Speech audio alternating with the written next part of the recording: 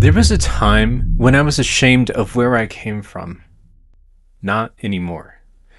I'm the son of a farmer, the son of immigrants, and for years, part of me tried to hide that from the guys I worked with in tech. Today, I want to tell you why that changed and start a series I've been wanting to do for a long time. I am proud to be a Mexican American, the son of a father who was a farmer, and the son of immigrants to this great country. I've built my whole career in white-collar work, mostly in the tech industry. Sometimes I think about the contrast between the way I grew up and the work my father did compared to the work I do now. To my father, even stranger than consulting in specialized tech is the work I do now, coaching and speaking. That work has more to do with the mind and the heart than it does with the work of my hands. That doesn't mean that it isn't work or that it's easy. I love to work. When I'm not doing these jobs, I still love being handy, doing my own manual labor around the house and helping family and friends. I know what it means to do hard work. When I was young, I worked in the fields. I know the feeling of long, hot days and finding ways to deal with the amount of sweat on your brow. There was a time I was ashamed of that. It felt like my tech buddies, my coworkers, would never understand. Next to their comfortable, middle-class city lifestyle, it made me feel out of place. But if you ever walked into a room that wasn't built for someone like you, you know that feeling. I'm not the only one that has experienced that. There are lots of ways that people end up feeling like an outsider. Looking back on all of it now, I'm eternally grateful for what I learned. I learned about hard work from real people who were close to the earth, humble, and who worked hard for everything they had. Sometimes it's a joke that Mexicans are the hardest workers. That's a stereotype, but like a lot of stereotypes, there's some truth in it. I have a vivid memory from when I was young. I was watching my dad get ready for work, and I was getting ready for a chill Saturday morning watching cartoons. I was a kid. As I watched him, I thought about how my dad had to go to work every day except Sunday. The crops needed his attention. We had needs to meet. I don't remember the exact question I asked him, but I will never forget his answer. He looked at me, he smiled, and he said, "Don't worry about me. I actually like going to work." That's it. That's the whole line. I am a blessed man to have a father who could witness to me in one sentence so much about his own peace, his fulfillment, even the meaning he found in his work and in his role as a husband, a father, and a provider for our family. I don't think I even said anything back. I was just a kid wanting to go back to my morning. But years later, I still remember the truth and the wisdom my father imparted to me with that one simple comment. There's a reason that line has stayed with me all these years. Centuries before my dad ever said it, a Roman emperor said something almost identical in his own private journal, not for an audience, just for himself. Marcus Aurelius wrote, "At dawn, when you have trouble getting out of bed, tell yourself, 'I have to go to work.' As a human being, what do I have to complain of if I'm going to do what I was born for, the things I was brought into this world to do? Or is this what I was created for, to huddle under the blankets and stay warm?" From Meditations, Book 5. My dad never read Meditations or Marcus Aurelius.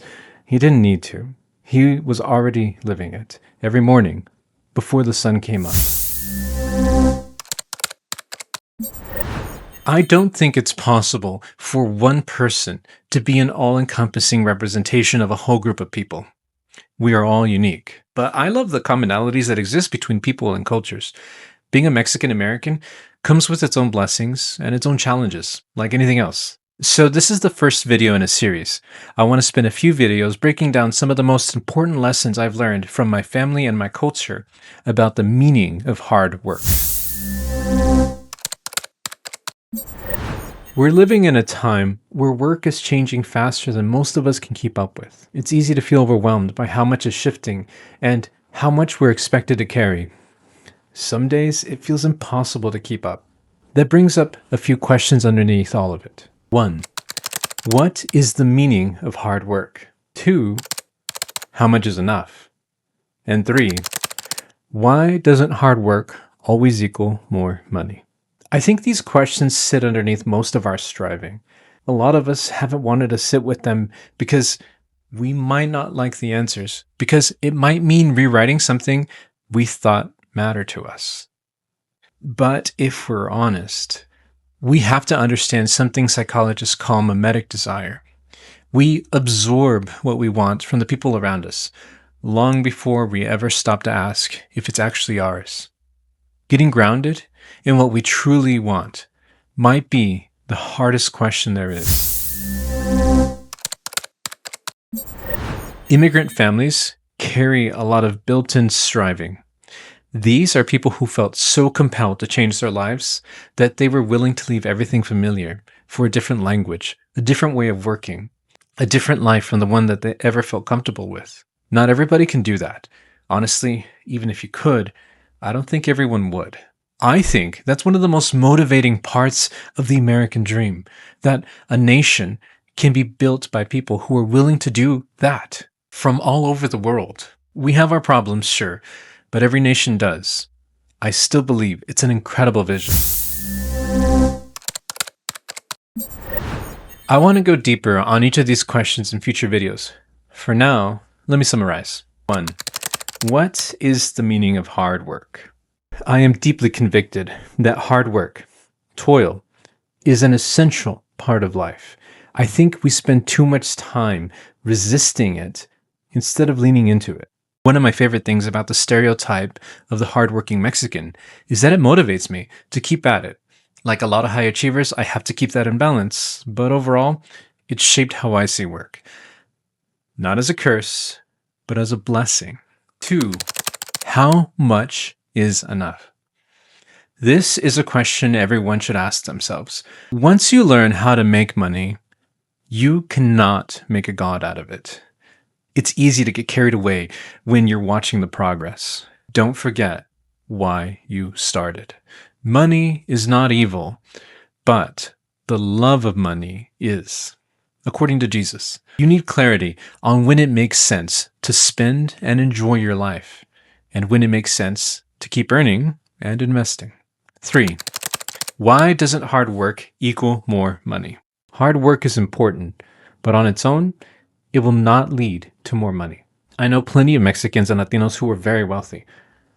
I know a lot more who are not, even though they work harder than almost anyone I've ever met. Hear me out. There is inherent dignity in all work, but if you want to build something bigger, you have to be intentional about where you invest that hard work. This might be one of the most unfair parts about work. Until you make an intentional change in the direction, work, like anything else, doesn't just get better on its own. A lot of us assume that if we just keep showing up, we'll eventually get moved up, exactly the way we did when we were kids in school. But here's the reality. Growth is going to take more intention than that. If you ever grew up working with your hands before you ever touched the keyboard, or you didn't, but you know what it feels like to walk into a room that wasn't built for someone like you, this series is for you. Not because I have it all figured out, because I think there's wisdom in where we came from that's worth pulling into the light. My dad never called himself a philosopher. He was never going to write a book, but he understood something about work, about identity, about peace that a lot of us are still striving to learn. I believe that's true of your family too, whoever they are and wherever they came from. I may not know you, but I know this. You are a son, maybe a father, a husband, a friend. And before any of that, you are a child of God. There is dignity in the work you do, as long as you don't let it become all of who you are. That is what this series is about. Over the next few videos, we're going to go deeper into each of these questions. What hard work really means, how much is actually enough, and why hard work alone won't get you where you're trying to go. If any of this hit something in you, do me a favor, hit subscribe and stick around for the next one. And if you're a Mexican-American man who has never had the space to talk about stuff like this, I built this channel for you too. Let's figure it out together. My name is Cristobal Almanza, career and purpose coach and speaker. I wish you peace and success. God bless you.